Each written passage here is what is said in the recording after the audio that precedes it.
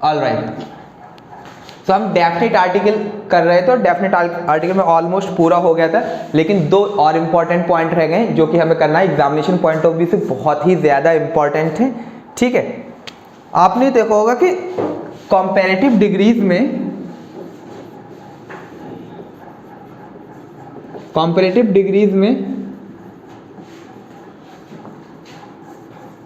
Article का use नहीं होता है। For example, he is better than I, मैंने मी भी बता दिया था इनफॉर्मल केसेस में। He is better than I, he is the better than I, ये गलत है। कॉम्पेरेटिव डिग्रीज में आर्टिकल का यूज नहीं होता है, लेकिन कुछ स्पेशल फॉर्मुलेशंस होते हैं जिसके में अंदर हम कॉम्पेरेटिव डिग्री में भी आर्टिकल का यूज करते हैं। आप ये देखिए, he is better than I, यहाँ पर एक सब्जेक्ट ये है और एक ये है, कंपैरिजन दो अलग अलग चीजों के बीच में हो रहा है, इसकी वजह से हमने इस आर्टिकल, कोई भी आर्टिकल यूज नहीं कर सकते। लेकिन ऐसा भी तो होता है कि दो बहनों में वो ज्यादा खूबसूरत है, ठीक है, या इन दो चीजों में वो ये वाली चीज या दूसरी वाली चीज ज्यादा बेहतर है। जब दो चीजों के बीच में कंपैरिजन हो और वो दो चीजें डेफिनेट ना हो, उस केस में आप आर्टिकल का यूज करते हैं कंपैरेटिव डिग्री के साथ। अगर दो चीजों के बीच में कंपैरिजन हो रहा है और दोनों में कोई डेफिनेट सेंस नहीं है, यहाँ पे तो देखिए डेफिनेट है कि आई और ही दोनों डेफिनेट हैं, ठीक है, पर्सनल प्रोनाउन है, लेकिन कहीं कहीं ऐसा भी हो सकता है कि दो चीजों के बीच में कंपैरिजन हो और दोनों में कोई डेफिनेट सेंस ना हो, उस केस में आप कंपैरेटिव डिग्री के साथ भी आर्टिकल का यूज करते हैं। बहुत ही ज्यादा इंपॉर्टेंट पार्ट है ये, और ये एग्जाम्पल से आप देखिए इसको।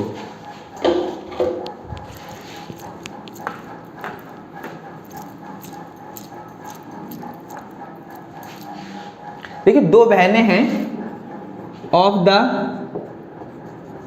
Two sisters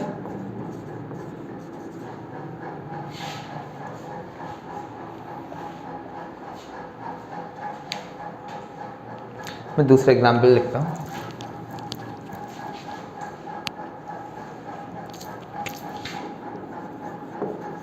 Delhi is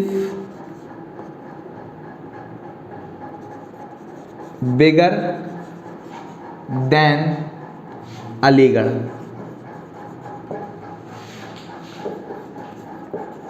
Delhi is bigger of the two cities। Delhi is bigger than Aligarh, ये सेंटेंस बिल्कुल ठीक है, क्योंकि यहां पर देखिए दिल्ली एक अलग सिटी हो गई, अलीगढ़ एक अलग सिटी हो गई। Delhi is bigger of the two cities, दो सिटीज में दिल्ली बड़ी है, अब वो दूसरी वाली सिटी कौन सी है इसके बारे में तो कोई डेफिनेट सेंस नहीं है। तो अगर आपके किसी के दिमाग में ये हो कि ये कॉम्पैरेटिव डिग्री है, बिल्कुल ठीक है, कॉम्पैरेटिव डिग्री है, इसके बाद देन आएगा, कॉम्पैरेटिव डिग्री के बाद देन आता है, लेकिन कब? जब कंपैरिजन दो डेफिनेट चीजों के बीच में हो। अब यहाँ पे दूसरी वाली सिटी तो डेफिनेट नहीं है, आपको पता नहीं है कौन सी ये है, तो Delhi is bigger of the two cities, Delhi तो डेफिनेट है, लेकिन दूसरी सिटी जो है वो डेफिनेट नहीं है। अब आपको इस केस में यहां पर ये कॉम्पैरेटिव डिग्री जो बिगर है, इसमें आपको आर्टिकल का यूज करना पड़ेगा ताकि दूसरी सिटी को आप डेफिनेट बना सकें। Delhi is the bigger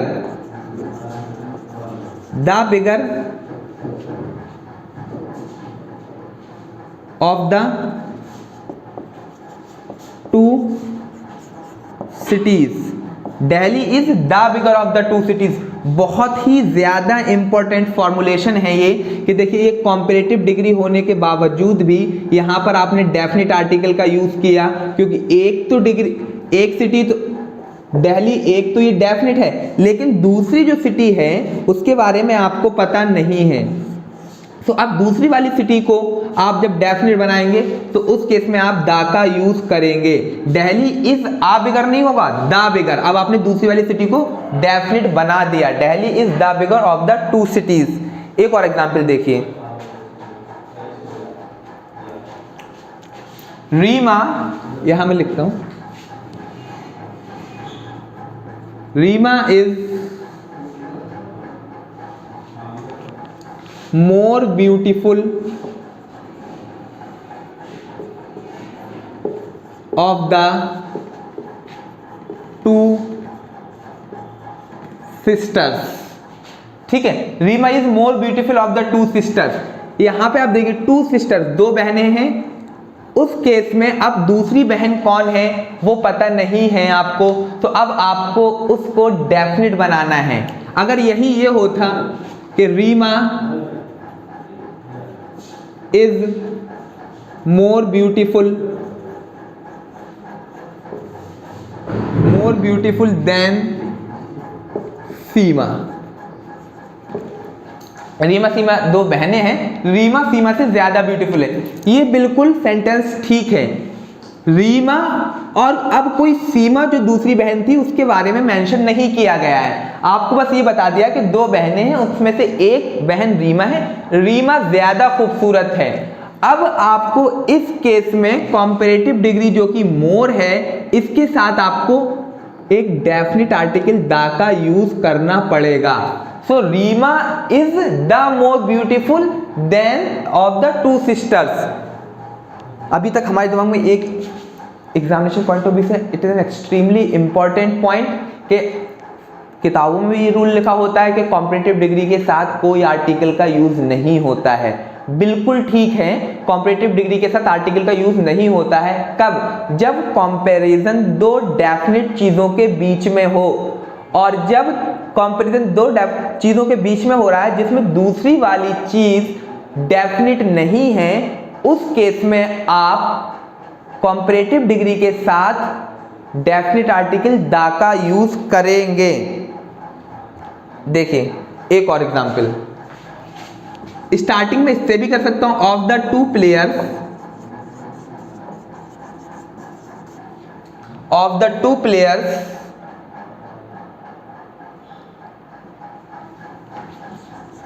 he is taller, of the two players he is taller. ये थोड़ा सा ऑकवर्ड आपको लगता होगा, दो खिलाड़ियों में वो ज्यादा लंबा है। अब दूसरा वाला खिलाड़ी कौन है ये आपको पता नहीं है, डेफिनेट सेंस लगाने के लिए आपको यहां पर दा का यूज करना पड़ेगा। सो of the two players he is taller. अगर ये होता कि Virat Kohli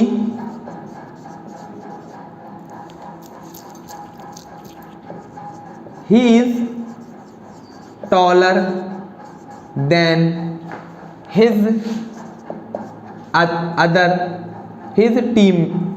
teammate, his captain लिख देते हैं हम बल्कि। अब देखिए यहां पर दो कंपैरिजन दो के बीच में हो रहा है, लेकिन दूसरा वाला कंपैरिजन यहां पे हिज कैप्टन, ये एक डेफिनेट वो आ गया। अब आप यहां पर दा का यूज नहीं कर सकते, ही is the taller than his captain, क्योंकि कंपैरिजन अब दो डेफिनेट चीजों के बीच में हो रहा है, एक ही है और दूसरा कैप्टन है। अब आप ये देखिए of the two players, players है यहां पर, of the two players he is taller. तो अब दूसरा वाला प्लेयर कौन है आपको पता नहीं है, इस केस में आपको दा का यूज करना पड़ेगा, ही is the taller, he is the taller। it is an extremely important point for examination point of view कि अगर दो चीजों के बीच में कंपैरिजन हो रहा है तो उस केस में आप आर्टिकल का यूज नहीं करेंगे, लेकिन अगर कंपैरिजन दो चीजों के बीच में है और दूसरी वाली चीज डेफिनेट नहीं है, उस केस में आप कंपैरेटिव डिग्री से पहले भी आर्टिकल का यूज करेंगे।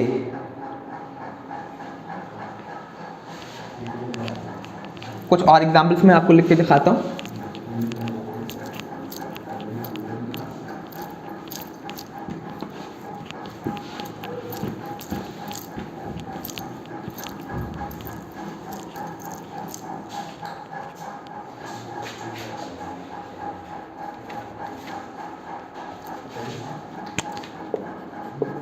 we live in better society than you।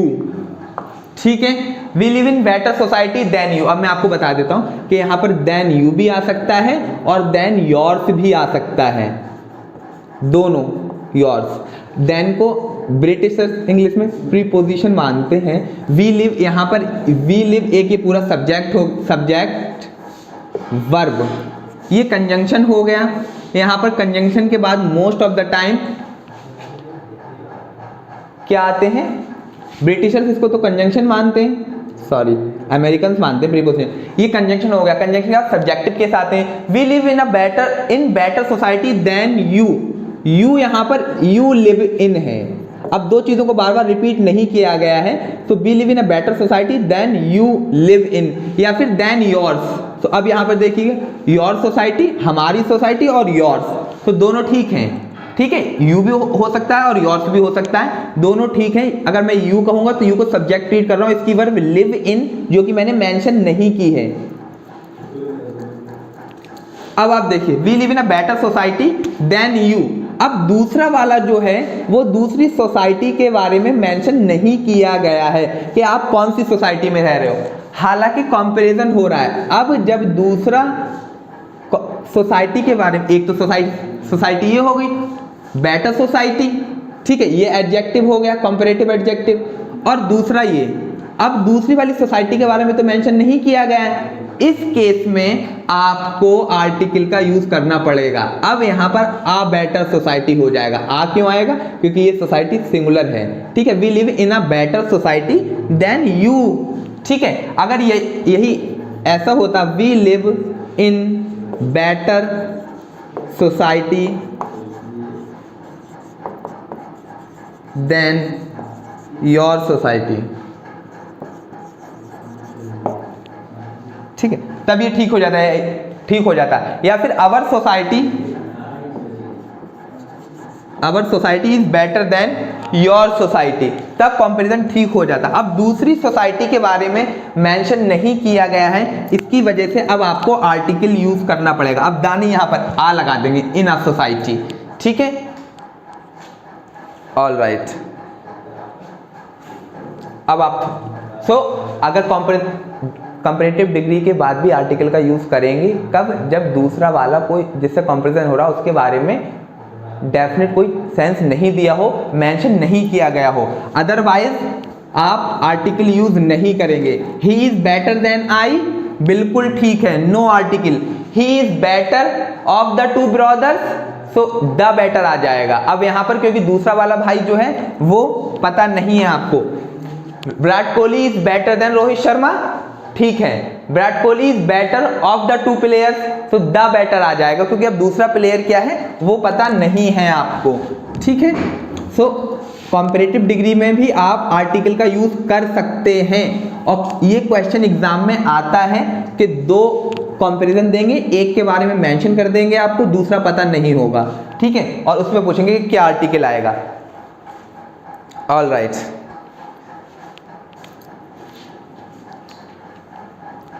आप ये देखिए, the dog is a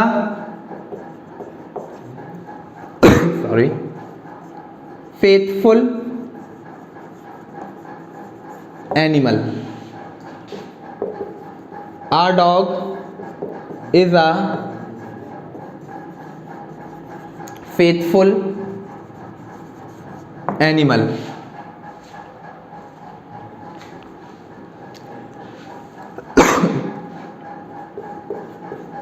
Dogs are faithful animals. The dogs are faithful animals.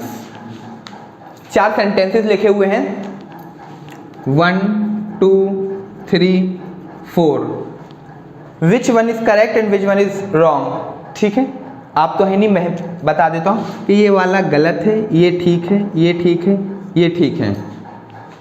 The dog is a faithful animal, आपको याद है the Hindus, the Muslims, the rich, the poor, पूरी community को दिखाते हैं, ठीक है। यहां पर द डॉग जो है वो एक कम्युनिटी को शो कर रहा है। The dog is a faithful animal, the लगा के आपने, हालांकि डॉग एक एनिमल है, एनिमल तो कॉ भी होती है वो, ठीक है, कैट भी होती है, लेकिन आपने एक खास डेफिनेट सेंस बना दिया यहां पर। ये जो एनिमल था इसके लिए आपने इसको डेफिनेट कर दिया डॉग। सो अब यहां पर द डॉग एक पार्टिकुलर एनिमल आ गया और आपने ये जो द है इस एनिमल के लिए यूज कर दिया। द डॉग से यहां पर कम्युनिटी रिप्रेजेंट की जा रही है। और dog is a faithful animal. अब हम इसके जस्ट बाद इनडेफिनिट आर्टिकल शुरू करेंगे। हम सब लोगों के दिमाग में आ वर्ड सुनते ही या ए वर्ड सुनते ही सिर्फ वन की मीनिंग ऑफ वन स्ट्राइक करता कि आ मतलब वन। आ का मतलब वन ही नहीं होता है, मैं अभी इसके जस्ट बाद आपको बताऊंगा। आ मतलब एनी भी होता है, ईच भी होता है और एवरी भी होता है। सेंटेंस की नीड के अकॉर्डिंग आपको उसका मीनिंग पता चल जाएगा। Our dog is a faithful animal, एक कुत्ता, अगर आप इसका मतलब वन से लेंगे तो एक कुत्ता ही फेथफुल होता है, ऐसा नहीं है, सारे कुत्ते फेथफुल होते हैं। तो अब यहां पर आवर डॉग जो है आ वर्ड एनी के बारे में रिप्रेजेंट कर रहा है। Our dog is a faithful animal, dogs are faithful animal. अब यहां पर आपने पूरे के पूरे कम्युनिटी को डिफाइन कर दिया, डॉग्स आर फेथफुल एनिमल, ठीक है। तो ये वाला ठीक हो गया कि सारे डॉग्स फेथफुल हैं। द डॉग्स, अब आप ये देखिए, ये प्लूरल काउंटेबल नाउन हो गया और यहाँ पे खुद डॉग के बारे में आपने बता दिया। सो अब आपको द यूज नहीं कर सकते द डॉग्स, क्योंकि खुद अब डॉग्स अपने आप में आ गए प्लूरल काउंटेबल नाउन फॉर्म में। So the dogs are faithful animal, ये गलत हो जाएगा। अब या तो फिर बोलिए आप द डॉग कम्युनिटी के लिए, द काउ, आ काउ हो जाएगा, द काउज गलत है, द काउज गलत है, द, क्योंकि अब आपने डेफिनेट नहीं बनाया। हालांकि ये ठीक हो सकता था कि अगर आप ऐसे करें कि मैं यहाँ पे जो अभी मैं जब मिसलेनियस पढ़ाऊंगा आपको वहां पे बताऊंगा कि सेंटेंस की नीड बताएगी कि कब आर्टिकल लगाना है, लेकिन वो बात की बात है, ठीक है। अगर इसमें थोड़ा सा, अभी इसमें आपको एक एग्जांपल दे देता हूँ कि अगर आप कहीं जा रहे हो वहां पे कुछ कुत्ते खड़े हुए थे, उनके बारे में देखेंगे the dogs are faithful animal, तो उस केस में डेफिनेट बना सकते हैं। लेकिन अभी तो कोई पार्टिकुलर डेफिनेट सेंस नहीं दिया ना आपको, तो यहाँ पर आप द का यूज नहीं कर सकते, सिर्फ डॉग्स के बारे में बोलेंगे, डॉग्स आर फेथफुल एनिमल या the dog is a faithful animal. अब यहाँ पे द डॉग एक कम्युनिटी को रिप्रेजेंट कर रहा है, आपने अब डॉग्स बोल दिया तो उसमें तो सारे आ गए, ठीक है। तो अब आपको डेफिनेट बनाने की जरूरत नहीं है। आई होप आपके ये क्लियर हो गया, ठीक है। मैं आपको ऐसी कुछ फॉर्मुलेशन और बताता हूं कि जिसमें आप द का यूज करते हैं, और एक ऐसा वो बताऊंगा जो बुक में रूल लिखा हुआ है, उसका रीजन मुझे भी पता नहीं है, अभी तक मैंने बहुत ढूंढने की कोशिश की, तो आप उसको सिट साइन फैशन में याद कर सकते हैं। सिट साइन मैंने आपको मीनिंग बताया था, रटने के तरीके के लिए यूज होता है seat sign.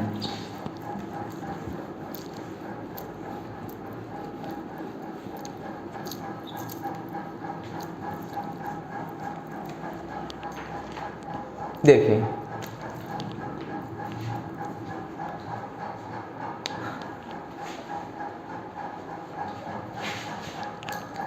Last use, last but not least, दा का जो यूज है, एक आप कहते हैं ना कि भाई मैंने उस गरीब इंसान को देखा और मेरे गरीब आदमी को देखा और मेरे अंदर का इंसान, मेरे अंदर का इंसान या जाग गया, आदमी जाग गया, ठीक है, या उसके अंदर की ममता जाग गई। अब इस केस में एक तो ये होता मैन होता जो आप देख सकते हैं, मैन जो कि नाउन है, आप टच कर सकते हैं। और एक जब आप करें मैंने उसको देखा मेरे अंदर का इंसान जाग गया, तुम्हारे अंदर का इंसान क्या मर गया है, ऐसे बोलते हैं आप, ठीक है। या उसके कोई औरत है जिसने बहुत ब्रूटल है अपने बच्चे को मार डाला, ठीक है, तो आप ये क्या कहेंगे, उसके अंदर की औरत या ममता, माँ मर गई है। तो एक तो मदर एक कॉमन नाउन है, कॉमन नाउन है जिसको आप छू सकते हैं, और एक जब आप कहते हैं उसके अंदर की माँ ही खत्म हो गई, मर गई, ठीक है। या जैसे अब जब मुझे पढ़ाने का शौक हुआ, पिछले काफ़ी सालों से पढ़ा रहा हूँ, तो पहली बार जब मैंने पढ़ाया था तो मुझे बहुत मज़ा आया, मेरे अंदर का टीचर जाग गया और मैंने कहा, सोचा कि मुझे पढ़ाना है। तो एक तो टीचर जो आप देख सकते हैं, और दूसरा ये अंदर का टीचर, भैया अंदर का टीचर किसे आप देखेंगे, तो यहाँ वाला अंदर का एक टीचर जो कॉमन नाउन हो गया। अब मेरे अंदर का टीचर जाग गया, अब वो उस टीचर को तो आप नहीं देख सकते, वो एब्स्ट्रैक्ट हो जाएगा, नहीं हो जाएगा, एब्स्ट्रैक्ट नाउन, ठीक है। अगर आप किसी से, कोई इंग्लिश पढ़ा रहा है आपको और किसी ने कोई गलती कर दी और फौरन आपने उसको पॉइंट आउट कर लिया, तो आपके अंदर का एकदम शेक्सपियर जाग गया, ठीक है। तो अब वो जो आपके अंदर का शेक्सपियर है उसको आप देख तो नहीं सकते, वो तो एब्स्ट्रैक्ट हो गया। ये कोई मैथमेटिक्स का टीचर जाग गया आपके अंदर, उस केस में आप क्या यूज करते हैं, जब किसी कॉमन नाउन को, when a common noun is used as an abstract noun, जब किसी कॉमन नाउन को एक एब्स्ट्रैक्ट नाउन की तरह यूज किया जाता है, उस केस में भी आप दा का यूज करते हैं। कॉमन नाउन को एब्स्ट्रैक्ट नाउन की तरह जब यूज किया जाता है, तो उस केस में भी आप एब्स्ट्रैक्ट नाउन, उस नाउन से पहले दा का यूज करते हैं। हालांकि मैन नहीं होगा, मैन से पहले कोई आर्टिकल नहीं आता है, ठीक है, अभी मैं पढ़ाऊंगा कि आ भी जाएगा। मैन से पहले कोई आर्टिकल नहीं आता, टीचर से पहले कोई आर्टिकल नहीं आता, लेकिन अगर यही मैन एब्स्ट्रैक्ट नाउन की तरह यूज हो रहा है या ये टीचर एब्स्ट्रैक्ट नाउन की तरह यूज हो रहा है, तो उस केस में इनसे पहले डेफिनेट आर्टिकल आएगा। कैसे, वो देखिए आप, whenever I listen music,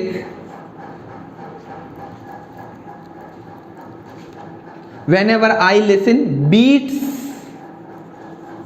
of music, ठीक है, singer inside me awakes, या बल्कि डांसर लिख देता हूं,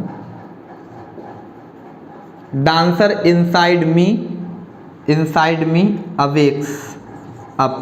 जब भी मैं म्यूजिक सुनता हूँ, म्यूजिक की धुन सुनता हूँ, तो मेरे अंदर का एक डांसर जाग जाता है। अब आपके अंदर का डांसर मैं तो नहीं देख सकता, एक तो डांसर कॉमन नाउन है, लेकिन अब यहाँ पर ये डांसर हालांकि कॉमन नाउन है, लेकिन इस पार्टिकुलर सेंटेंस में डांसर किसकी, एब्स्ट्रैक्ट नाउन की तरह काम कर रहा है।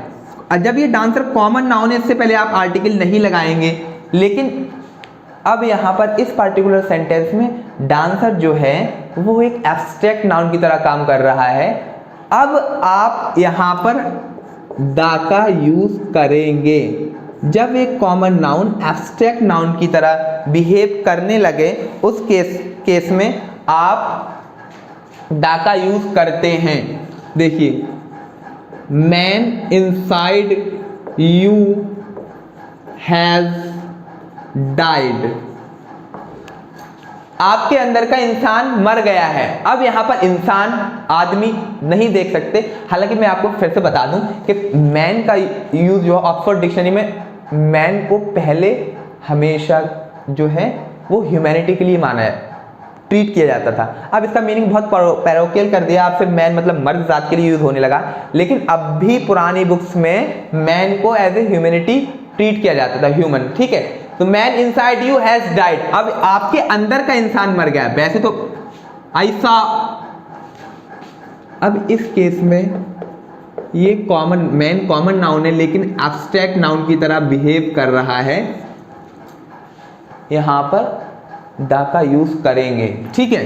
When she saw the crying child, mother in her ETC ऐसे लिख देते हैं। When she saw crying child, mother in her। अब उसके अंदर का mother in her देखो, inside her लिख देता हूं, बल्कि inside her। अब अंदर की बात चल रही है, यहाँ पे मदर कॉमन नाउन है लेकिन कैसा बिहेव कर रहा है, एब्स्ट्रैक्ट नाउन की तरह बिहेव कर रहा है। अब आपको यहाँ पर द लगाना पड़ेगा। The mother inside her, the father inside you, the singer inside her, the singer in her. ठीक है, तो इन या इनसाइड लगा दें, जो भी आप करें उसको वो लगा सकते हैं, इन भी लगा सकते हैं, इन ज्यादा बेहतर है। The mother in her, the man inside in her. Preposition अभी नहीं पढ़ा है मैंने तो इसकी वजह से बता देता हूँ। तब भी जब एक कॉमन नाउन एब्स्ट्रैक्ट नाउन की तरह बिहेव करने लगे उस केस में भी हम दा का यूज करते हैं। और ये जो लास्ट है इसका रीजन मुझे पता नहीं है, ठीक है, आप इसको रट लीजिए, अगर आपको पता हो तो मुझे बता दीजिएगा, क्योंकि no one is perfect, no one is most perfect, ये गलत होगा, अभी मैं आपको बताऊंगा। शायद कल बता दिया था मैंने आपको, ये तो मोस्ट यूनिक, मोस्ट परफेक्ट ये ग्रामेटिकल एरर्स हैं, क्योंकि परफेक्ट, यूनिक, होल ये खुद में कंप्लीट एब्सोल्यूट एडजेक्टिव्स के अंदर आते हैं। ठीक है, by the kilos, by the dozens,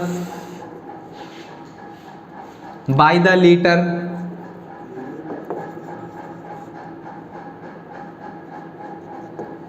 ये अभी तक मुझे एग्जाम्पल नहीं पता चला कि the kilo, the dozen, the litre क्यों होता है। आप बस याद कर लीजिएगा इसको कि by the kilos, by the dozens, इस तरीके से बाय द ग्राम, ऐसा फॉर्मुलेशन भी होता है, बुक्स में दिया हुआ है, आप प्योरली रट सकते हैं कि by the kilo, by the dozen, by the gram. So this was all about the definite article the. Now let's come to another topic, indefinite article. ठीक है, indefinite article, indefinite articles, indefinite article क्या क्या है आप देख लीजिए। N है और ए है। मैं अभी से बता दूं, एक तो वन से मीनिंग होता है, एक ईच, पर और एवरी से इसका यूज होता है। आप सब लोगों को ये तो बेसिक्स हमें पता होता है कि हिंदी के 11 स्वर हैं और जो हिंदी के स्वर से आवाज आती है उसके लिए एन का यूज करते हैं। ठीक है, ऑनेस्ट से पहले आप यूज नहीं करेंगे एन, लेकिन अगर ऑनेस्ट, क्योंकि ऑनेस्ट एडजेक्टिव है, एडजेक्टिव के लिए तो आर्टिकल यूज नहीं करते, यहां पर एन का यूज नहीं कर सकते, लेकिन ऑनेस्ट पर्सन आर्टिकल से प्रोनाउन नाउन के लिए यूज किए जाते हैं, ये हो जाएगा एन ऑनेस्ट पर्सन। ठीक है, एयर, एन एयर, एयर उत्तराधिकारी। LLB स्टूडेंट, LLB स्टूडेंट, इसमें आवाज आप देखेंगे एल की आएगी तो एन LLB स्टूडेंट हो जाएगा। N honourable man, article man के लिए आया है लेकिन एन क्यों आया, क्योंकि यहां पर आवाज ऑ की आ रही है। An honourable man. FIR, FIR, an FIR F से आएगा। ठीक है, SP, NSP हो जाएगा इसमें। ऑन द अदर हैंड आप देखिए यूनिवर्सिटी। ठीक है,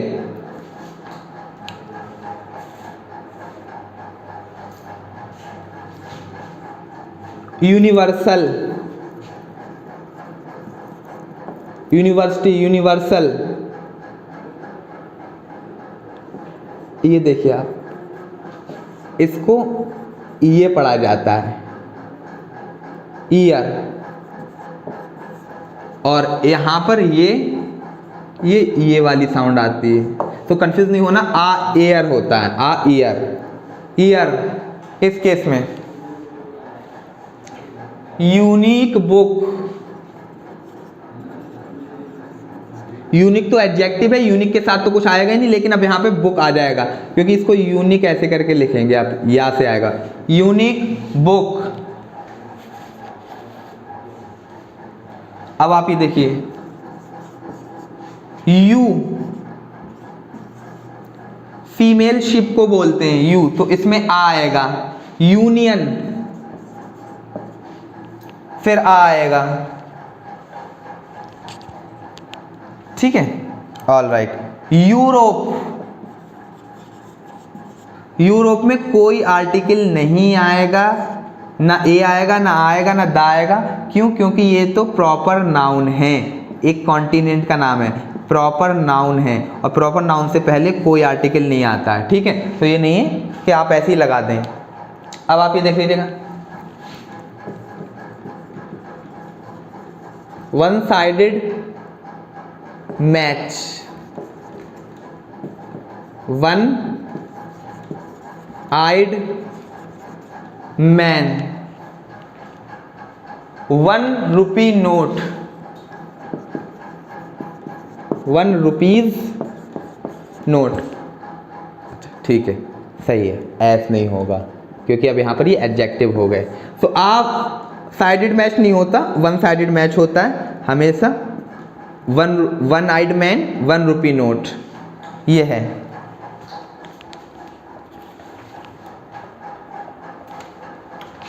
ये तो साउंड के बेसिस पे होगा जो सब लोग हम पढ़ते हैं, सो इसमें इतना ज़्यादा नहीं बताने का था। अब हमारा टॉपिक है proper usage of indefinite article a and N.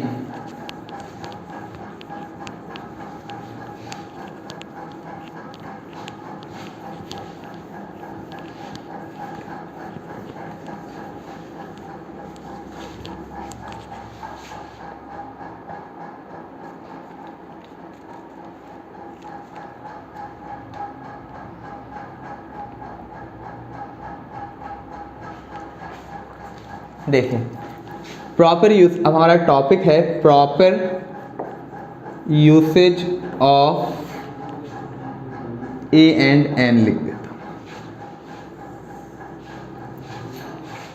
ए और एन का प्रॉपर यूसेज, मैं सेंटेंस लिखता हूं, he is Harish Chandra,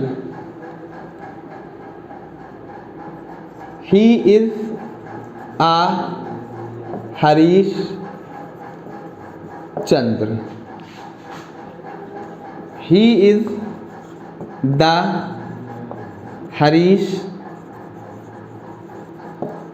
Chandra of our society, he is the Harish Chandra. A और एन का यूज तो आपको पता ही है कि countable noun, singular countable noun के साथ यूज करेंगे, अभी आगे भी बताऊंगा मैं।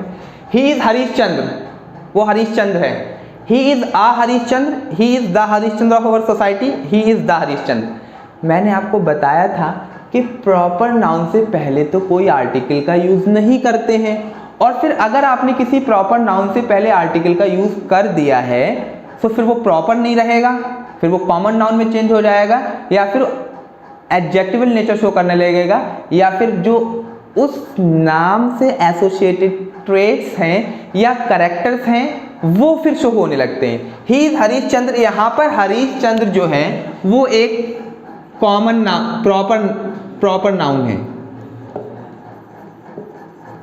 हरीश चंद्र एक प्रॉपर नाउन है। ही इज आ हरीश चंद्र, आपके क्लास में या कहीं सोसाइटी में कोई बहुत ज़्यादा ईमानदार है, बहुत सच बोलता है, अब आप मुझे बताएं, उसको सच बताने के लिए आप उसके बारे में मुझे बताएंगे तो ये कहेंगे ही इज अ हरीश चंद्र, मतलब ऐसा सत्यवादी है हरीश चंद्र की तरह। तो यहाँ पर जो आ हरीश चंद्र आपने जब आप यूज कर दिया, तो अब यहाँ पर आप उसको हरीश चंद्र नहीं बता रहे हैं, बल्कि ये बोलना चाह रहे हैं कि he is a truth speaking person, वो एक ट्रूथ स्पीकिंग पर्सन है। He is a Harish Chandra, he is Harish Chandra, it means उसका नाम हरीश चंद्र है, नेम है। He is a Harish Chandra he has a characters, Harishchandra को किस लिए मशहूर है वो, ट्रुथ की वजह से, ठीक है, ट्रुथ स्पीकिंग पर्सन थे वो, तो ही इज अ हरिश्चंद्र के ट्रुथ स्पीकिंग पर्सन है, he is the Harishchandra of our society. अब आपने जब दा का यूज कर दिया यहां पर, तो दा के बाद मैंने बताया था कि डिस्क्रिप्शन भी आता है, तो वो हमारी सोसाइटी का हरिश्चंद्र है, लेकिन ही इज द हरिश्चंद्र ये गलत है। क्यों? क्योंकि दा को अब जब आप डेफिनेट बनाएंगे तो अब कहाँ का हरिश्चंद्र है, दा तो डेफिनेट सेंस के लिए आता है। अब हो सकता है वो आपका भाई हो, आपके घर में आपके घर का हरिश्चंद्र हो सकता है, कोई क्लास में आपका दोस्त हो वो आपके क्लास का हरिश्चंद्र हो सकता है, तो दा तो एक डेफिनेट सेंस के लिए आएगा ना, लेकिन ही इज द हरिश्चंद्र, और आपने आगे मेंशन नहीं किया ना कहाँ का हरिश्चंद्र है, आपके घर का है, क्लास का है, सोसाइटी का है, देश का है, उस केस में आपने उसको तो मेंशन नहीं किया, तो ये ही इज द हरिश्चंद्र गलत है। He is the Harishchandra of our society, of our school, of our home, of our class, क्योंकि अब आपको जब आप द लगा रहे हैं, एक डेफिनेट सेंस दे रहे हैं, तो कोई ना कोई कॉमन नाउन लेके आना पड़ेगा। ही is a Harishchandra, it means यहाँ पर ये हरिश्चंद्र कॉमन नहीं रहा, एक आ लगने की वजह से अब हरिश्चंद्र से एसोसिएटेड जो कैरेक्टर्स हैं, जो ट्रेट्स हैं, वो आपने कंपेयर कर दिए ही के लिए, और इसको आप मेटाफर भी बोल सकते हैं। तो प्रॉपर यूसेज ऑफ, पहला हमारा था कि अगर proper usage of indefinite articles में, कि अगर किसी इंडेफिनिट आर्टिकल ए या एन को आप किसी प्रॉपर नाउन से पहले यूज कर रहे हैं, तो उस केस में वो प्रॉपर नाउन प्रॉपर ना होकर अपने कैरेक्टर्स, अपने ट्रेट्स शो करने लगता है। अब आप देखिए, ये बहुत डेप्थ में है, आर्टिकल सबसे कंट्राडिक्टरी टॉपिक है, सबसे ज़्यादा इसमें जो होता कंफ्यूजन रहती है बच्चों को। एक प्रॉपर नाउन कॉमन नाउन की तरह बिहेव भी कर सकता है, और कॉमन नाउन के लिए तो आर्टिकल्स आप यूज़ कर सकते हैं। फॉर एग्जाम्पल मैं आपको एक बताता हूँ कि अगर आपका कोई दोस्त है और आप उसको मतलब आपका दोस्त है, आपकी मम्मी उसको नहीं जानती, और वो आपके घर पे आया, उसने आपको आवाज़ दिया, लेट्स से मेरा ही दोस्त था काजिम अकील, ठीक है, उसने मुझे आवाज़ दिया और उस टाइम पे मैं घर पे नहीं था, जो मेरा दोस्त था मेरी मम्मी को उसके बारे में पता नहीं है कि वो मेरा दोस्त है या नहीं है, ठीक है। लेट्स से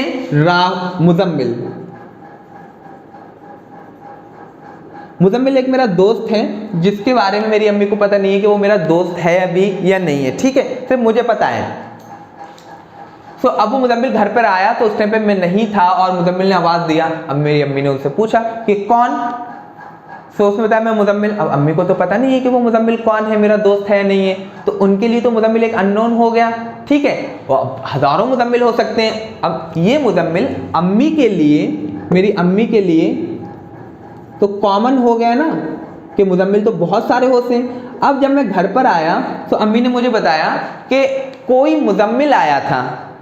अब कोई मुजम्मिल आया था, यहाँ पर जो दोस्त मुजम्मिल है वो तो मेरे लिए डेफिनेट है, मुझे पता है कि वही आया होगा और कोई मेरा दोस्त मुजम्मिल नहीं है, लेकिन मेरी अम्मी के लिए ये जो वर्ड मुजम्मिल है, ये नाउन मुजम्मिल है, वो एक कॉमन हो गया, कोई भी हो सकता है दुनिया में मुजम्मिल, क्योंकि उनको तो पता नहीं है ये वाला मुजम्मिल मेरा दोस्त है, ठीक है। तो अब जब कोई मुजम्मिल आया था, कोई वाला सेंस, तो कोई में तो हो सकता है कि अलीगढ़ का भी मुजम्मिल हो सकता है, बरेली का भी हो सकता है, और किसी दूसरे शहर का भी हो सकता है, लेकिन मेरा दोस्त जो मुजम्मिल है वो रिछा का है, मेरे घर का ही है, मुझे उसके बारे में पता है। अम्मी को पता नहीं है कि मुजम्मिल कौन है, इसी वजह से उन्होंने कहा कि कोई मुजम्मिल आया था तुमसे मिलने के लिए। तो अब अम्मी क्या कहेंगी मेरी, ठीक है, आ मुजम्मिल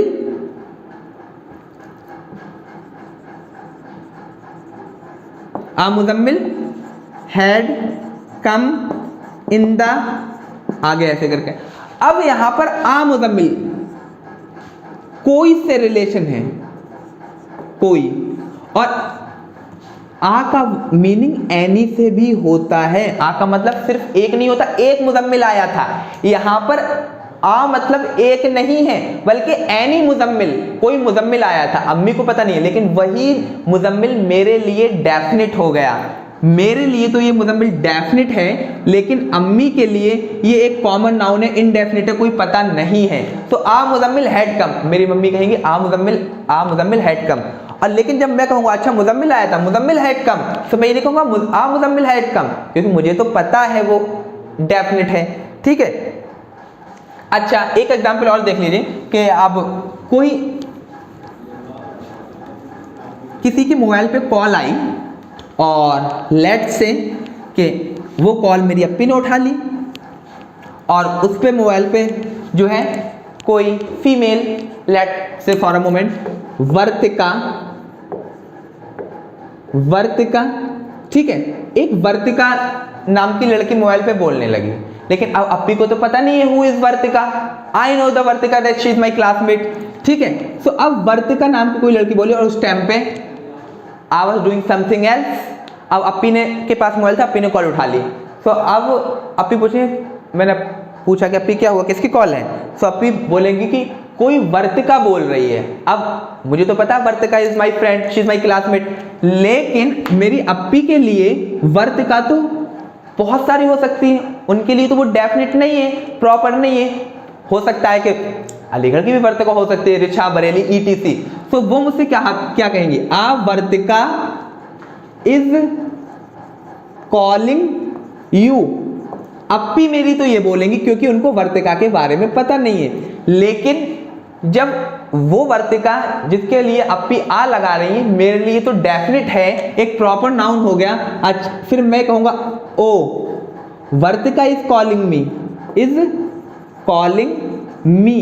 तो इस केस में क्यों मैं आ नहीं लगा सकता, क्योंकि Vartika is my friend and I know हर।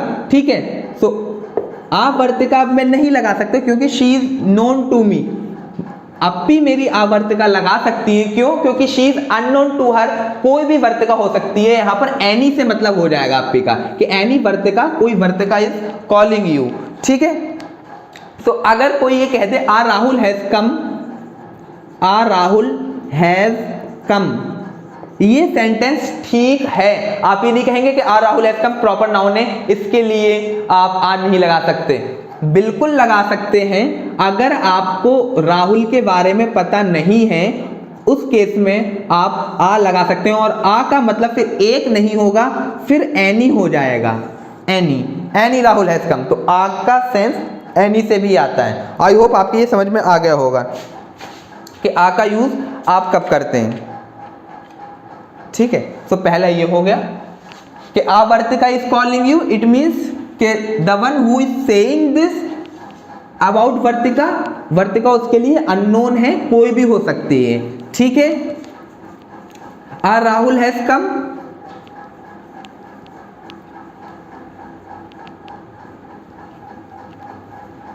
अच्छा एक ही देखिए, क्या the Vartika is calling you हो सकता है कि the Vartika is calling you, the Vartika is calling you.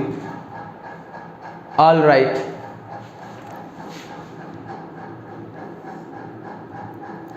देखिए ये भी पॉसिबल है, the Vartika is calling you. अब यहां पे मैं भी आपको बताता हूं कैसे। मान लो कि वर्तिका ने सुबह में मेरे पास कॉल की और वो मोबाइल मेरी अप्पी के पास था। फिर उस टाइम पे अप्पी ने कॉल उठाई, उसने बता दिया कि मैं वर्तिका और मैं घर पर नहीं था, तो कॉल नहीं, मेरी बात नहीं हो पाई। फिर से उसी वर्तिका की दोपहर में कॉल आ गई और तब भी मोबाइल अप्पी के पास था और उस टाइम पर मैं घर था। ठीक है, उस टाइम पर भी let's say for a moment कि मैं घर नहीं था, तो अप्पी ने कॉल उठा के मना कर दिया। अब जब शाम में कॉल आती है, अब मैं उस टाइम पे घर था, तो अब अप्पी ने बताया कि वर्तिका की 3 बार कॉल आ चुकी, एक सुबह में आई थी, एक शाम में आई थी और अब दोबारा से कॉल आ रही है, तो मैं वहां मौजूद हूं। तो अब अप्पी क्या कहेंगी, the Vartika is calling you, जिसने who had called you 2 times earlier. ठीक है, तो अब द वर्तिका लगा दियो, तो यहां पर अप्पी को आगे डिस्क्रिप्शन देना पड़ेगा, who had call you in the morning. अब देखिए मैंने डिस्क्रिप्शन दे दिया, अब अप्पी बोलेंगी, द वर्तिका कब बोलेंगी, जब उन्होंने ये बता दिया कि जिसने मॉर्निंग में भी कॉल किया था आपको। अब ये डेफिनेट हो गया ना कि वही वर्तिका है, तो अब आप द का यूज करेंगे, the Vartika is calling you who had called you in the morning. अब दा का यूज नहीं करेंगे क्योंकि अब तो आपने डेफिनेट बना दिया। तो Vartika is calling you, who had called you in the morning. बताइए क्या सही होगा, दा लगाऊं या नहीं लगाऊं? अब आप ऑफलाइन क्लास में तो है नहीं, मैं ऐसे पूछता, दा लगेगा क्योंकि अब भी आपको अप्पी को वर्तिका के बारे में इतना श्योर नहीं है, लेकिन हाँ ये पता होगा कि यही नंबर है, सेम नंबर 3 बार कॉल आ गई, तो अब भी इतना तो सर्टेनिटी नहीं है, लेकिन ये पता है कि 3 बार कॉल आ गई, तो the Vartika is calling you who had called you in the morning, तो दा भी आ सकता है।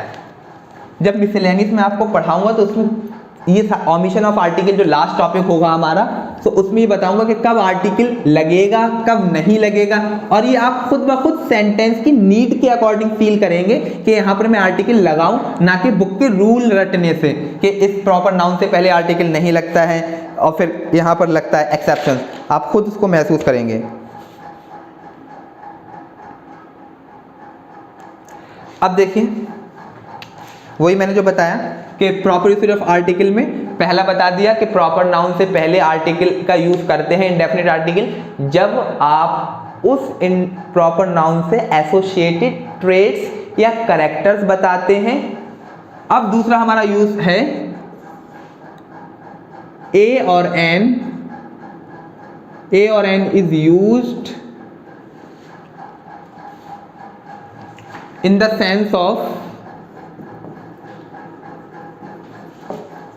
ईच,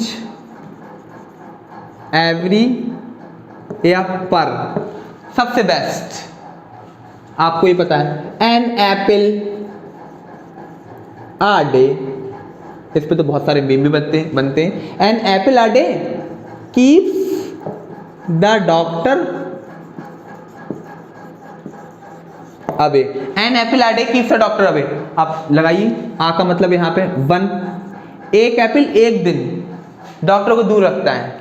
अगर सिर्फ मैंने एक दिन एक एप्पल खा लिया तो मैं डॉक्टर हमेशा के लिए मुझसे दूर होगा, मैं कोई दवाई नहीं लूंगा। अगर आप हमारे दिमाग में तो ए का मतलब यही होता कि 1 एन एप्पल अ डे, अगर आप ए को यहाँ पर ए का सेंस 1 से निकालेंगे तब तो फिर एक सेब आप खा लीजिए जिंदगी भर, फिर आपको डॉक्टर के पास जाना नहीं पड़ेगा। तो यहाँ ये एन एप्पल एप्पल, पहले आप प्लीज ये देख लीजिएगा कि इसको एप्पल एप्पल एप्पल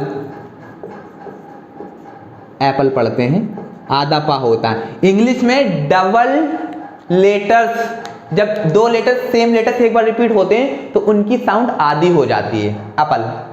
ठीक है, एप्पल पढ़ते हैं। तो an apple a day keeps a doctor away, ये फोनेटिक्स का पार्ट है। तो अब यहां पर आप देखिए जो वर्ड ए यूज किया गया है यहां पर, उसका मतलब 1 से नहीं है बल्कि an apple per day each से है और एवरी से है। हर रोज आप एक सेब खाओगे तो डॉक्टर से दूर रहोगे। तो एन एप्पल आ डे, यहाँ पे आ मतलब 1 नहीं है, ईच डे, एवरी डे या पर डे से मीनिंग है। सो जब आप दूसरा यूज ए और एन का use in the sense of each every या पर के, तो पहला वाला आप याद ये रखिए कि एन एप्पल आ डे यहाँ पर ईच से है ना कि 1 से। आप ये देखिए,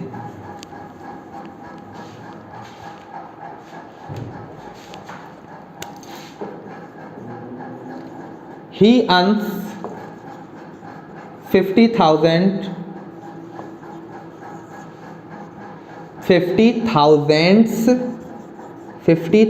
rupees a month.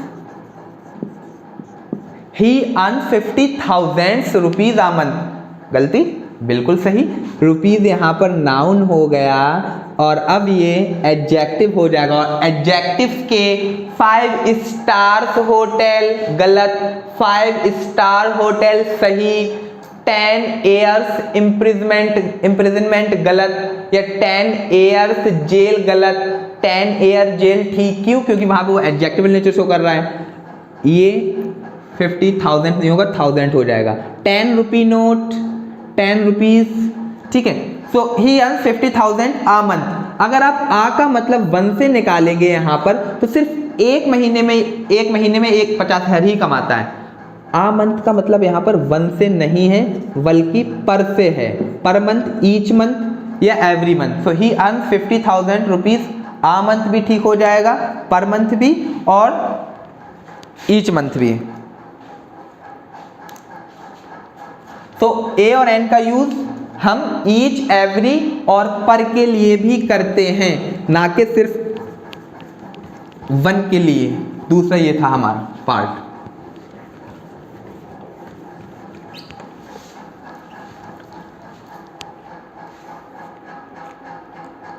अच्छा चलिए अब थोड़ी सी बचपन की यादों में चले जाते हैं। और जब हम 5th और 6th में स्टोरी राइटिंग लिखा करते थे और क्या लिखते थे ना, एक राजा था, बहुत ज़माने की बात है, एक राजा था, राजा के पास एक घोड़ा था, राजा जंगल में गया, घोड़े पे बैठ के गया, वहाँ पर राजा ने शेर का शिकार किया, घोड़ा बहुत ज़्यादा थक गया। इस तरीके से हम स्टोरी नरेट करा करते थे। ऑल राइट, सो अब देखिए वही है, यहाँ पर भी थोड़ा सा बचपन की यादों को ताज़ा कर लो। क्या है बात कि जब कोई कॉमन नाउन पहली बार किसी सेंटेंस या फ्रेज में इंट्रोड्यूस होता है, उस कॉमन नाउन से पहले आप इंडेफिनिट आर्टिकल का यूज करते हैं। ठीक है, और इतना समझ में आ गया? फिर से एक बार और, जब कोई कॉमन नाउन किसी सेंटेंस में सबसे पहली बार यूज होता है, उस केस में आप इंडेफिनिट आर्टिकल का यूज करते हैं, क्योंकि वहां पर तो वो कॉमन हो गया, कोई भी हो सकता है। लेकिन फिर बाद में अगर वही कॉमन नाउन दोबारा से रिपीट हो रहा है, तब तो फिर वो डेफिनिट हो जाएगा, फिर आप डेफिनिट आर्टिकल का यूज करेंगे। एक राजा था, राजा के पास एक घोड़ा था, राजा की एक रानी थी, राजा घोड़े पे बैठ के जंगल गया। अब यहाँ पर राजा था, राजा का घोड़ा था, राजा की रानी थी, ये तीनों पहली बार रिपीट हो रहे हैं, कॉमन हो गए। अब राजा दोबारा से राजा जंगल गया, तो अब आपने डेफिनेट कर दिया ना कि वो राजा जिसके पास घोड़ा था, जिसकी रानी थी, वो जंगल गया, तो अब यहाँ वाला राजा अब तो डेफिनेट हो गया। अब आप उसके साथ इंडेफिनिट आर्टिकल का यूज नहीं करेंगे। मैं आपको एक स्टोरी लिख के दिखाता हूँ, ठीक है? शॉर्ट है। Once upon a time there was king. ठीक है, once upon a time there was king,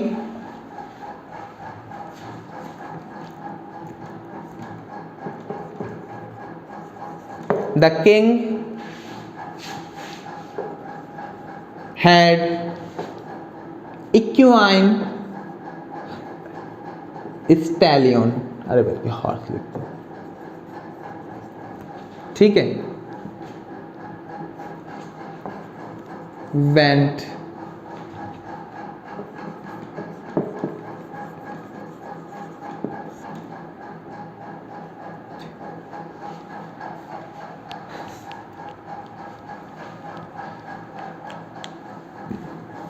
बल गया ऐसे लिखते।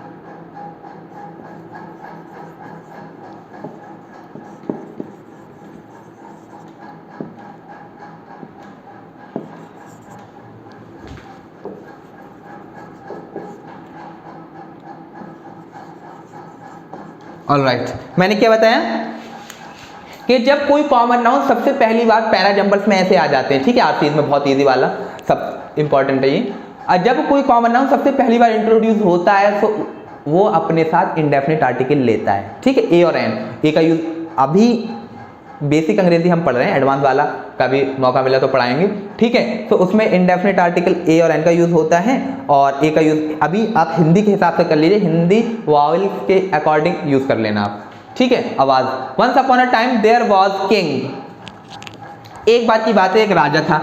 अब यहां पर ये किंग जो है कोई भी हो सकता है, कॉमन नाउन ने, फुल स्टॉप। तो मैंने क्या बताया, स्टार्टिंग में अगर कोई कॉमन नाउन सबसे पहली बार रिपीट हो रहा है, इंडेफिनिट आर्टिकल ए एन का यूज करेंगे। Once upon a time there was a king, king had horse. अब देखिए आपने मेंशन कर दिया, एक बार की बात है, एक राजा था, अब वो राजा दोबारा से डेफिनेट हो गया ना, तो उस किंग के पास अब यही राजा दो इसी सेंटेंस में डेफिनेट हो गया, दोबारा से रिपीट हो गया। The king had a horse, ठीक है, a horse, he decided to go village, common noun है, पहली बार आ रहा है, आपको इंडेफिनिट आर्टिकल ए या एन लगाना पड़ेगा, आ जाएगा। ही सॉ, अब फिर से क्राउड कॉमन नाउन है, आप इसको कॉमन काउंटेबल नाउन है, आ लगा देंगे, ठीक है। ही सॉ क्राउड, लेकिन अब देखिए विलेज दोबारा से रिपीट हो गया, अब आप इसके आगे आने लगाएंगे, बल्कि अब डेफिनेट हो गया। The, he saw a crowd in the village, he went, अब ये क्राउड दोबारा से रिपीट हो गया, कौन से क्राउड में, जो उसने देखा था, अब यहां पर द आ जाएगा। आई होप आप, इतना ज्यादा टफ नहीं है, बहुत ईजी है, हम तो ये स्टोरी राइटिंग में करा करते थे कि पहली बार स्टार्टिंग में कोई कॉमन नाउन रिपीट हो रहा है तो उस केस में आप इंडेफिनिट आर्टिकल लगाएंगे, लेकिन बाद में वही कॉमन नाउन जब दोबारा से रिपीट हो रहा है, अब वो कॉमन नहीं रहा, अब तो वो डेफिनेट बन गया कि यही राजा था, वह गांव में गया, उसी गांव में उसने भीड़ देखी, उसी भीड़ में वो चला गया, तो अब दोबारा से ये चीजें डेफिनेट हो गई, नहीं हो गई। तो दूसरा पार्ट ये था हमारा इंडेफिनिट आर्टिकल का।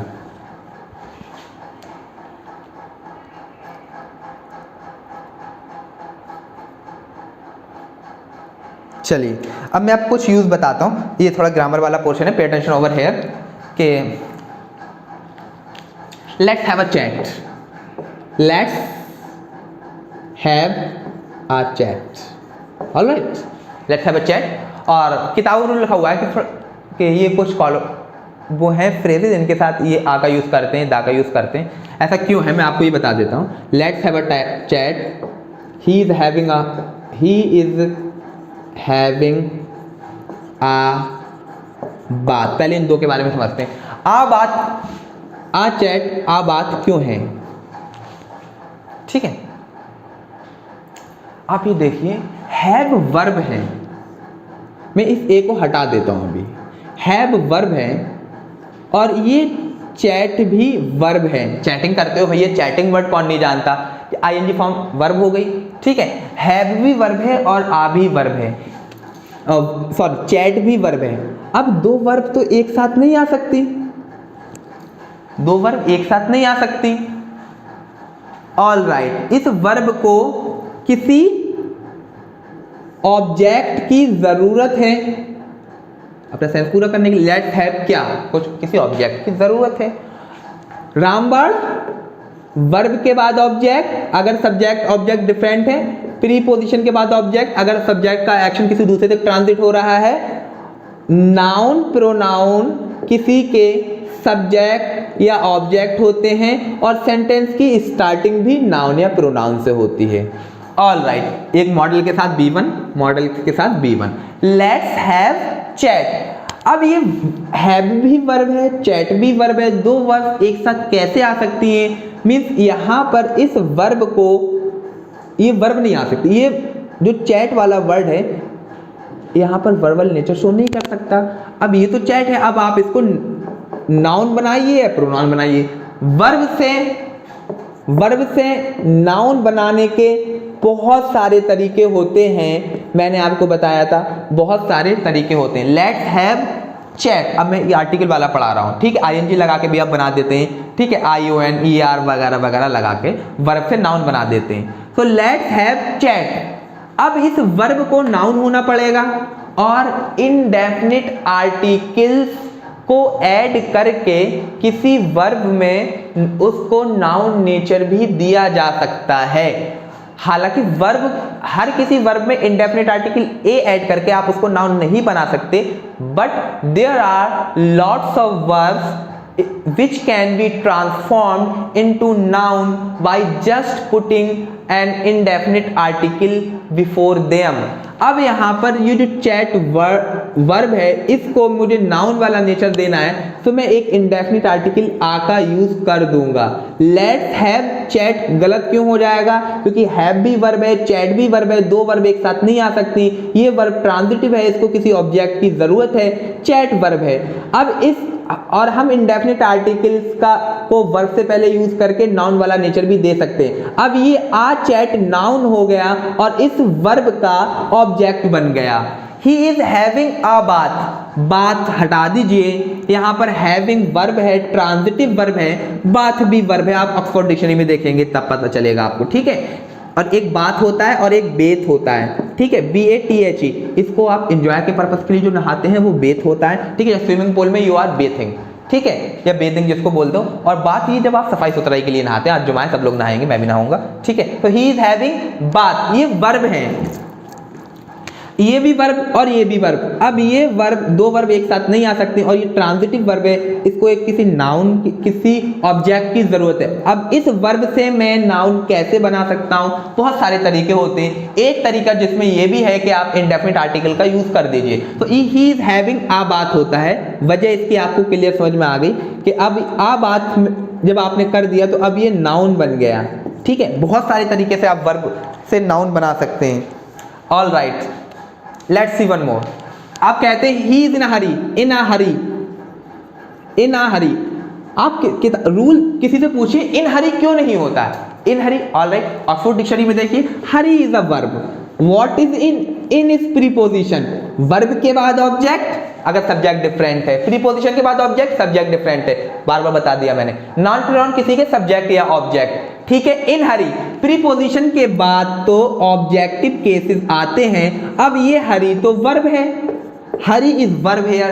अब आप इसको और ऑब्जेक्ट क्या होते हैं, नाउन या प्रोनाउन। अब इस हरी को या तो आप प्रोनाउन कर दीजिए या नाउन कर दीजिए। वर्ब प्रोनाउन में तो कन्वर्ट नहीं होती है, नाउन में ही कन्वर्ट होती है। और नाउन में कन्वर्ट एक वर्ब को ट्रांसफॉर्म बहुत सारे तरीके से कर सकते हैं, और जिसमें से एक तरीका ये है कि आप इनडेफिनिट आर्टिकल का यूज कर दीजिए। तो इन अ हरी, अब मैंने आ लगा दिया, अब ये क्या हो गया, नाउन हो गया, वर्किंग एज एन ऑब्जेक्ट। तो इन अ हरी इसकी वजह से होता है। आई होप आपको ये समझ में आ रहा है कि क्यों हम लेट्स हैव आ चैट बोलते हैं, लेट्स हैव चैट क्यों नहीं बोलते, क्योंकि हैव वर्ब है, चैट भी वर्ब है, दो वर्ब एक साथ नहीं आ सकती। अब दूसरी वाली वर्ब को नाउन होना पड़ेगा, और नाउन बनाने के लिए बहुत सारे तरीकों में से एक तरीका ये भी है कि हम वर्ब से पहले आ लगा दें। तो लेट्स आ हैव, अब कोई किसी के दिमाग में ये आता हो कि sir let's a have chat, बिल्कुल प्रिपोस्टरस है, ऐसा क्वेश्चन नहीं आना चाहिए, ठीक है, क्योंकि दूसरे वाले को ही बनाएंगे, अब ऑब्वियस सी बात है।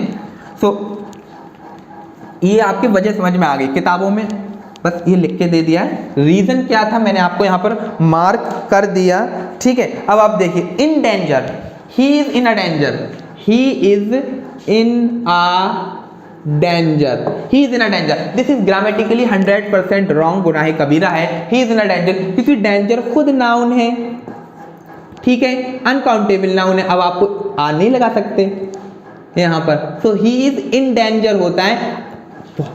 बिलीव मी, ये छोटी सी मिस्टेक पेपर में बार बार रिपीट होती है, आपको वो इन आ डेंजर लगा के दे देंगे और कितना अच्छा लगेगा he is in a danger, क्योंकि डेंजर नाउन है और ये प्रीपोजिशन हो गया। प्रीपोजिशन के बाद ऑब्जेक्टिव केसेस आते हैं, नाउन प्रोनाउन किसी के सब्जेक्ट या ऑब्जेक्ट हो सकते हैं। अब डेंजर तो नाउन हो गया, अनकाउंटेबल नाउन है, तो अब आ तो लगा नहीं सकते, ठीक है, और दा भी नहीं लगाएंगे क्योंकि आगे कोई डिस्क्रिप्शन नहीं दिया हुआ। तो ही इज इन डेंजर होगा, हो जाएगा ही इज इन डेंजर, क्योंकि अब तो ये डेंजर तो कोई वर्ब नहीं है, ठीक है।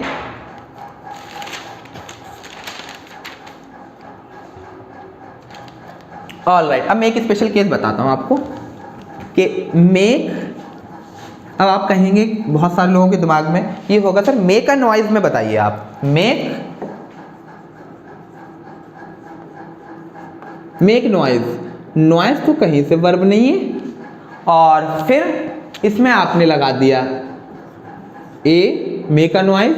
इसका भी रीजन क्यों है, प्लीज ऑक्सफोर्ड डिक्शनरी खोलेंगे आप, तो ऑक्सफोर्ड डिक्शनरी के अकॉर्डिंग नॉइज काउंटेबल नाउन भी है और अनकाउंटेबल नाउन भी है, काउंटेबल नाउन भी है और अनकाउंटेबल नाउन है। It's not verb, no doubt about it, ये वर्ब नहीं है, काउंटेबल नाउन भी है और अनकाउंटेबल नाउन भी है। अब देखिए, अब मैं क्लास में जब पढ़ाने के लिए आया, अगर if you were in the class, ठीक, ऑफलाइन क्लास होती और मैंने कहा कोई शोर नहीं करेगा, शोर नहीं करेगा, सबसे पहले कोई था वो पैर से आवाज़ करने लगा, मैंने मना कर दिया भाई पैर से आवाज़ मत करो। ऑल राइट, उसने बात मान ली, बहुत चालाक था। अब उसने क्या करा, मोबाइल से आवाज़ करने लगा। तो मैंने कहा भाई मोबाइल से बात मत करो। फिर उसने मोबाइल से बंद करके अब हाथ टेबल पर मारने लगा। अब मैं उससे क्या कहूँ, किसी भी तरीके की आवाज़ मत करो, ना मोबाइल से, ना पैर से, ना हाथ से, ना मुंह से, कोई भी आवाज़ मत प्रोड्यूस करो। तो उस केस में जब कोई भी आवाज़, अब मैंने यहाँ पे एनी वाला सेंस आ गया, किसी प्रकार की आवाज़ नहीं करो। तो अब यहाँ पर आ नॉइज एक नाउन से नहीं आएगा बल्कि एनी से आ जाएगा। डोंट मेक एनी नॉइज, किसी भी टाइप की। तो इसी वजह से मेक अ नॉइज में अब ये वाला नॉइज काउंटेबल ट्रीट किया जा रहा है, इसी वजह से मैंने आ लगा दिया है। ठीक है, अनकाउंटेबल से तो पहले आते ही नहीं हैं indefinite article. Alright,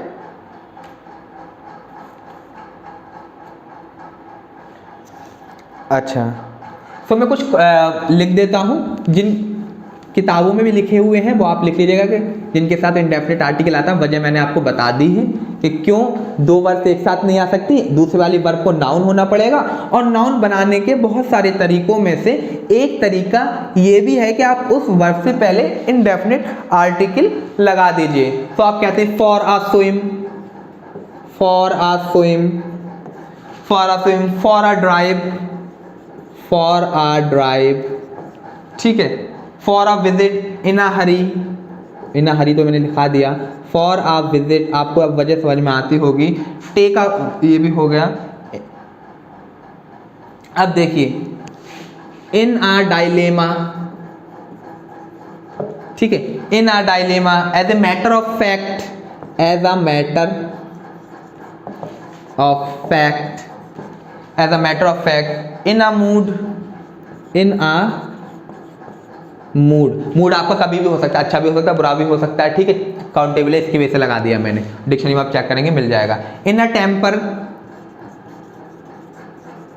in a temper, give a break, ये तो बहुत इंपॉर्टेंट है, गिव अ ब्रेक। और have a cold, have a cold. ये कुछ इंपॉर्टेंट कॉलोकेशंस हैं जो आपको याद कर लेना, पेपर में डायरेक्ट पूछ लेते हैं। In dilemma, in a dilemma होता है। ठीक है, इसी तरीके से हैव और भी लिख देता हूं, हैव अ फीवर या हेडेक,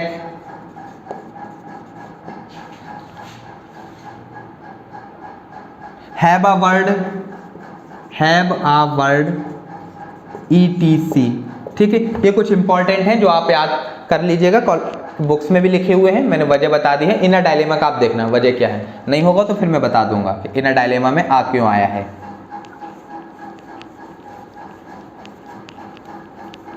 ऑलराइट, अब मैं वो पार्ट बताने जा रहा हूं जो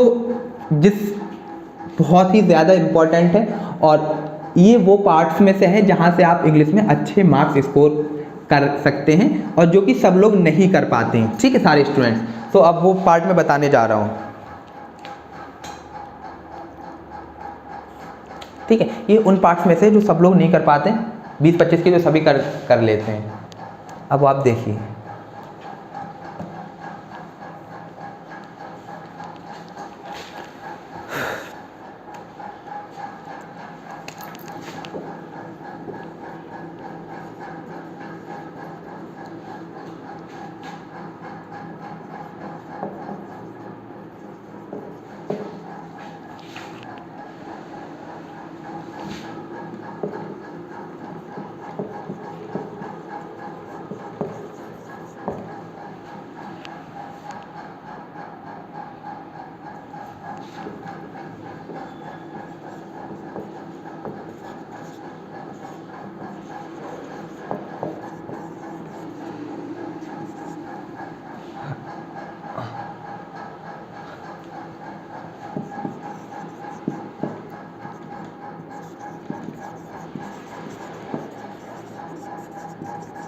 मैं ये तो आगे कहते ही, ये वो पार्ट्स में से है जो सब लोग नहीं कर पाते हैं और बहुत इंपॉर्टेंट है, देखिएगा। He gave me a too tough task to complete, क्या गलती है, प्राइमा फेसी देखिए कोई गलती है। She lives in a so big house that is like a mansion. Alright, आपको पता है ये एडवर्ब हो गया, ये एडजेक्टिव हो गया, ये जो है वो नाउन हो गया, और मैंने नास स्कॉम्प, सॉरी नोज स्कॉम्प, नोज स्कॉम्प में बताया था कि जो होता है यहाँ पर एडजेक्टिव्स आ जाते हैं या डिटरमाइनर्स आ जाते हैं और फिर इधर पे नाउन आता है, मतलब नाउन अपनी पोजीशन बेचारा शिफ्ट करता रहता है, ठीक है, या डिटरमाइनर, सॉरी नाउन कराया था लास्ट में, डिटरमाइनर्स अपनी पोजीशन वहाँ शिफ्ट करते रहते हैं। ही गेव मी अ टू, जैसे कि she is a beautiful girl, she is a beautiful girl. अब आप इसमें देख लीजिए, शी इज आ, इसमें एक एडवर्ब लगा दीजिए, अ वेरी ब्यूटीफुल गर्ल। देखिए इस आर्टिकल ने बेचारे ने अभी यहाँ पर था, अब पोजीशन और शिफ्ट कर ली, फिर और कर लेता है इन सारे केसेस में, और ये आ इस गर्ल के लिए ही आया है क्योंकि एडजेक्टिव से पहले आता है लेकिन नाउन के लिए आता है। He gave me a too tough task, ये इसमें वेरी एडवर्ब हो गया, वेरी एडवर्ब, ब्यूटीफुल एडजेक्टिव हो गया। अब he gave me a too tough task to complete, alright, कुछ गलत है, कुछ गलत नहीं है, नीचे वाले में कुछ गलत है, कुछ गलत नहीं है, लेकिन वही है कि इस पार्ट से सबसे ज़्यादा लोग नहीं कर पाते। Most of the time, in fact 90% indefinite article अपने आप को शिफ्ट करता रहता है जैसे जैसे उसके अंदर सेंटेंस के अंदर एडिशन ऑफ एडजेक्टिव और एडवर्ब होता है, मोस्ट ऑफ द टाइम, ठीक है। लेकिन मैंने बताया एक्सेप्शंस हमेशा होते हैं, उन एक्सेप्शंस में से ये देखिए, ये वाले एक्सेप्शंस जो बहुत इंपॉर्टेंट है। He give me a too tough task to complete, आपको ये टू का कॉम्बिनेशन, इसके बाद हम कंजंक्शन ही कल स्टार्ट करेंगे इंशाल्लाह, ठीक है। तो उसमें टू सो दैट, ऐसे वाले सो दैट वाले कंपैरिजन है, ये कॉम्बिनेशन बने हुए हैं, जिसमें ये तो एडवर्ब हो गया, ये नाउन हो गया, और जो जनरल रूल है वो ये है कि आर्टिकल अपने आप को शिफ्ट करता रहता है। लेकिन जब टू सो दैट वाले कॉम्बिनेशन आते हैं, उस केस में आर्टिकल को आप नाउन से जस्ट पहले प्लेस करते हैं। So he gave me a too tough task to complete गलत होगा, बल्कि correct answer would be he gave me too tough a task to complete, ये करेक्ट है। ये this is an aberration from to the general rule, aberration to the general rule के general rule में तो ये था कि आर्टिकल्स अपने आप को आगे शिफ्ट करते हैं जैसे जैसे एडजेक्टिव और एडवर्ब ऐड होते रहते हैं, लेकिन ये कुछ पार्टिकुलर पेयर्स हैं, अगर जो आफ्टर ऑल एडवर्ब भी मॉडिफाई करते हैं एडजेक्टिव को, जब ये एडवर्ब किसी एडजेक्टिव को मॉडिफाई करेंगे तो उस केस में आर्टिकल अपने आप को बिल्कुल नाउन के करीब लेके आएगा। So he gave me a too tough task to complete गलत है, the correct answer would be he gave me too tough a task. देख पढ़ने में थोड़ा अजीब सा लग रहा है, लेकिन this is grammatically 100% correct and this is grammatically wrong. यहाँ से आप ज्यादा मार्क्स स्कोर करते हैं, ठीक है। So she lives in a so big house, a यहाँ पर बिल्कुल ठीक है। देखिए बिग एडजेक्टिव हो गया, सो एडवर्ब हो गया, और जनरल रूल क्या कहता है कि ये आर्टिकल हो गया, इंडेफिनिट आर्टिकल, आर्टिकल अपने आप को शिफ्ट कर लेता है। She lives in a big house, ये भी ठीक होता है, अब सो आ गया तो अब आर्टिकल्स को और आगे जाना चाहिए, सो दैट, लेकिन ये एब्रेशन है सो दैट, और इस केस में कोई नाउन और एडजेक्टिव आएगा तब आपको आर्टिकल नाउन से जस्ट पहले प्लेस करना है। तो she lives in a so big house नहीं होगा, बल्कि the correct answer would be in she lives in so a big house. थोड़ा सा ऑकवर्ड लग रहा है, बहुत ही ज्यादा इंपॉर्टेंट है, यहाँ से क्वेश्चन आने की पूरी पॉसिबिलिटी है। अब ये दो एग्जाम्पल्स हो गए, जिसमें से दो और मैं लिखता हूं, बहुत इंपॉर्टेंट है ये।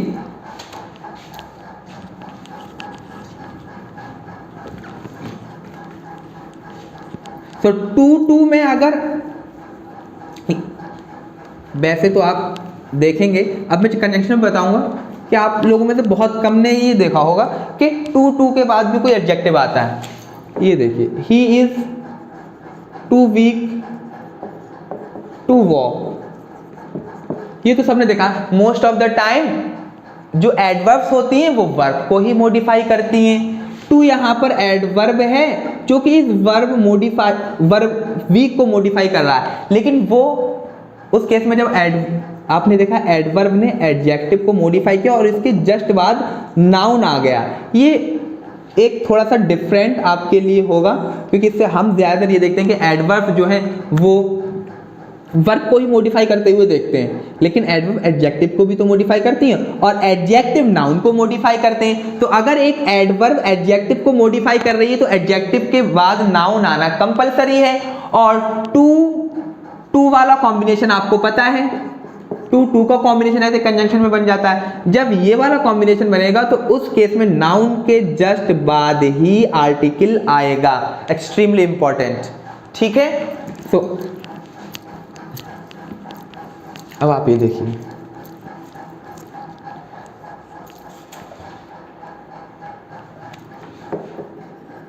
This is as fast car as yours. This is as fast car as yours. As का कंजंक्शन में मैं पढ़ाऊंगा। एज कंपैरिजन के लिए यूज होता है, इक्विवेलेंस दिखाता है, ये भी पेयर है।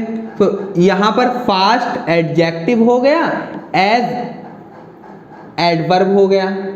और जनरली अपन जो इंडेफिनिट आर्टिकल्स हैं या आर्टिकल्स हैं अपने आप को आगे शिफ्ट करते रहते हैं, जैसे जैसे एडजेक्टिव्स उसके अंदर ऐड होते रहते हैं, एडवर्ब होते रहते हैं।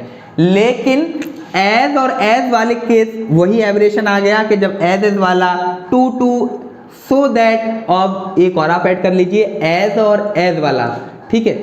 केस कार क्या है, नाउन है। एज वाला केस आ जाए और उस केस में बीच में नाउन आ जाए, सो तब आर्टिकल अपने आप को प्लेस कर लेता है, शिफ्ट कर लेता है नाउन से पहले।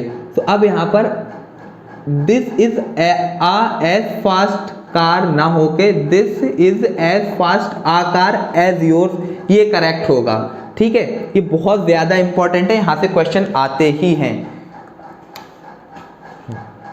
तो दिस मैं इसको लिख देता हूं सही से, this is as fast a car.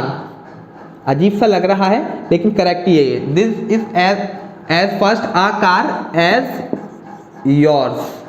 As आ गया, बीच में ये नाउन आ गया। देखिए नाउन आता नहीं है, ज्यादातर तो वर्ब आती है, लेकिन अब यहां पर ये एडजेक्टिव हो गया ना, तो एडजेक्टिव के बाद नाउन आना जरूरी है। तो उस केस में ये अपने आप को आर्टिकल नाउन से पहले शिफ्ट कर लेगा। You are a such man that no one can bear. You are a such man that no one can bear. कितना प्यारा सा, कुछ गलत नहीं लग रहा है, ठीक है। लेकिन फिर देखिए सच दैट का पेयर भी फिर ये अब नाउन आ गया। अब इस केस में भी एडजेक्टिव को अपने आप को शिफ्ट कर लेता है। You are such a man that no one can bear. अब यहां नहीं आएगा, इसके करीब आ जाएगा।